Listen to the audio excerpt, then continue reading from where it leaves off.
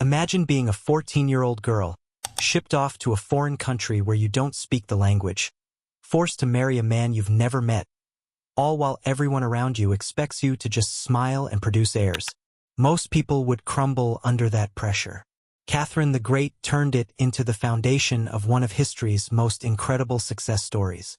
This is the story of how a powerless German princess became the ruler of the largest empire on earth, and why her journey to the top is one of the most brilliant examples of strategic thinking and pure determination you'll ever hear.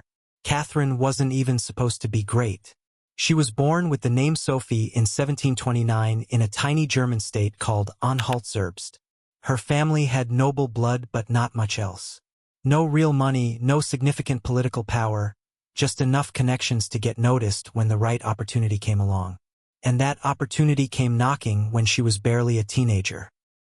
The Russian Empress Elizabeth needed to find a wife for her heir, Peter. Sophie fit the bill perfectly. She was Protestant, so she could convert to Orthodox Christianity without causing a diplomatic mess. And her family was minor enough that they wouldn't threaten Russian interests. Essentially, she was politically harmless, which made her the perfect choice for an arranged marriage. But here's where Sophie showed the first signs of the genius that would make her legendary. Instead of just accepting her fate like most royal brides of the era, she saw this as the chance of a lifetime. From the moment she stepped foot in Russia in 1744, she wasn't just trying to survive. She was planning to thrive. The first thing she did was throw herself into learning Russian. And I'm not talking about picking up enough words to get by. She studied for hours every single day until she spoke Russian better than most natives. This wasn't just practical, it was a brilliant strategy. Language is power, especially in a court where being foreign made you automatically suspect. What's even more impressive is how she approached this learning process. She didn't just memorize vocabulary and grammar rules. She studied Russian literature, poetry, and folklore. She learned the cultural references that would allow her to truly connect with Russian society. While other foreign royals relied on translators and remained isolated in their linguistic bubbles, Catherine was building genuine relationships with everyone from servants to senators. Then came the religious conversion. Most people would have gone through the motions, said the right words, and moved on. Not Sophie. She dove deep into Orthodox theology, asked thoughtful questions, and showed genuine respect for the faith she was adopting. She spent months with religious scholars, learning not just the rituals but the deeper spiritual and philosophical foundations of Russian orthodoxy. The Russian people noticed. Here was a German princess who actually seemed to care about becoming Russian. She wasn't just tolerating their customs. She was embracing them with an enthusiasm that put many natives to shame. This wasn't performance art either. Catherine genuinely found intellectual stimulation in these studies, which made her conversion feel authentic rather than calculated. When she converted, she chose the name Catherine after Saint Catherine of Alexandria, a figure known for wisdom and the ability to debate with scholars. Even her choice of name was calculated to send a message about the kind of ruler she intended to be. She was aligning herself with learning, wisdom, and strength qualities that would define her entire reign. Her marriage to Peter in 1745 should have been the end of her political ambitions and the beginning of a quiet life as a royal wife. Instead, it became her greatest opportunity. Peter was everything a future emperor shouldn't be: immature, uninterested in Russian culture, and completely obsessed with military toys and German customs. While Catherine was working to become more Russian than the Russians, Peter was making it clear he'd rather be anywhere else. The contrast between them couldn't have been starker. Peter would spend hours playing with toy soldiers and drilling a small private army in Prussian tactics. He openly mocked Russian customs and made no secret of his admiration for Frederick the Great of Prussia, Russia's enemy. Meanwhile, Catherine was reading Russian law codes, studying the works of great philosophers, and building relationships with the people who actually ran the empire. This created a perfect storm. As Peter alienated everyone at court with his childish behavior and obvious disdain for Russia, Catherine was quietly building the relationships and reputation that would eventually put her on the throne. She read everything she could get her hands on: philosophy, political theory, Russian history, and law. She corresponded with the greatest minds of the Enlightenment like Voltaire and Diderot, establishing herself as an intellectual force to be reckoned with. But Catherine wasn't just an academic. She understood that real power in Russia came from three main sources: the military, the Orthodox Church, and the nobility. So she systematically cultivated relationships in all three areas. She attended church services regularly and formed genuine friendships with important religious leaders. She made sure to know the names and families of military officers, remembering personal details that showed she cared about them as individuals. With the nobility, Catherine played a more complex game. She had to balance being approachable and friendly while maintaining the dignity expected of future royalty. She hosted salons where educated Russians could discuss philosophy and politics. She supported Russian artists and writers. She made herself into the kind of patron that intellectuals and cultural leaders genuinely respected. For 17 long years, Catherine played this game perfectly. She was the dutiful wife in public while privately preparing for leadership in ways her husband never bothered to do. She cultivated friendships with military officers, court officials, and religious leaders. She learned the intricate workings of Russian politics and administration. Most importantly, she proved herself to be everything Peter wasn't: competent, thoughtful, and genuinely committed to Russian interests. During this period, Catherine also faced personal challenges that would have broken lesser people. Her marriage was loveless and often humiliating. Peter made no secret of his affairs and treated Catherine with open contempt in public. She struggled with loneliness and isolation, especially in the early years when her Russian wasn't perfect and she was still finding her place in court society. But instead of becoming bitter or withdrawn, Catherine used these difficulties as motivation. Every slight from Peter reminded her that she needed to be better prepared for leadership than he was. Every moment of loneliness drove her to form deeper connections with the Russian people.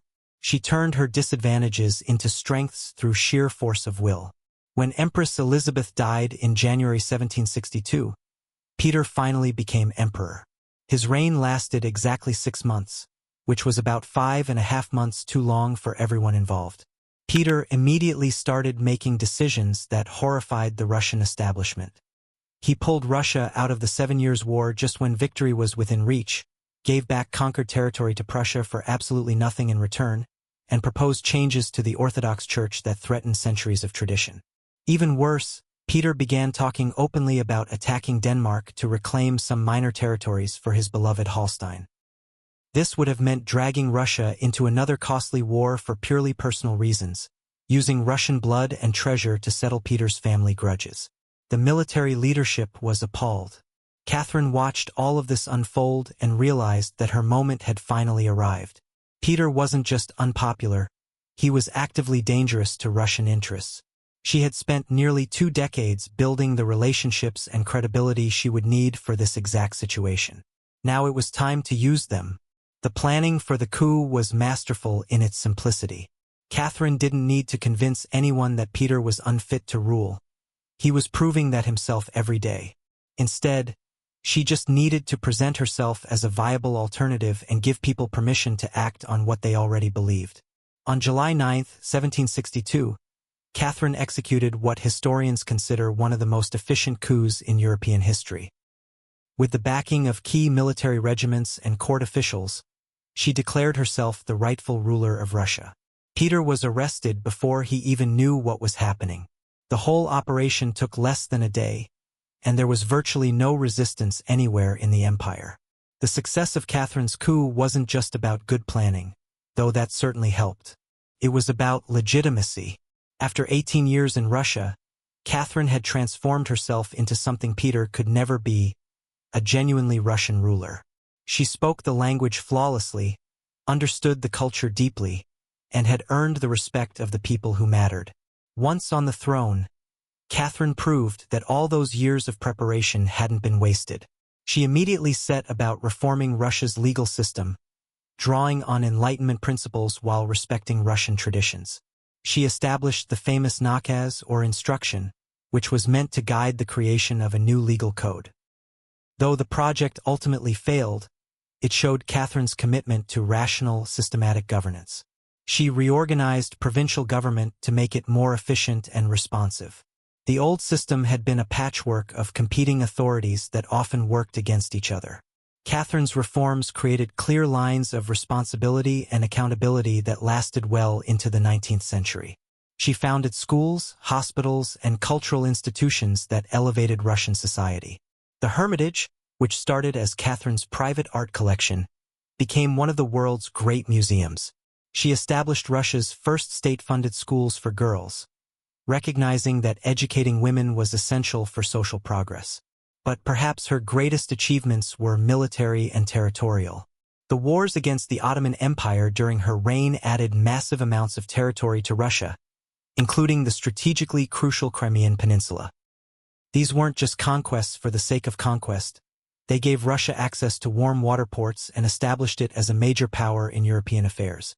The First War with the Ottomans, from 1768 to 1774, was a masterclass in strategic planning and execution. Catherine didn't just want to win battles. She wanted to fundamentally shift the balance of power in southeastern Europe. The Treaty of Kuchik-Kainarji that ended the war gave Russia control of the northern Black Sea coast and established Russian influence over Ottoman Christians. By the time Catherine died in 1796, she had ruled Russia for 34 years and transformed it beyond recognition. The country she inherited was large but backward, respected but not feared. The Russia she left behind was a true empire, expanded by over 200,000 square miles, with modern institutions and a place at the table of European great powers. What makes Catherine's story so remarkable isn't just what she achieved, but how she achieved it. She started with literally nothing, no claim to power, no natural advantages, not even the right nationality.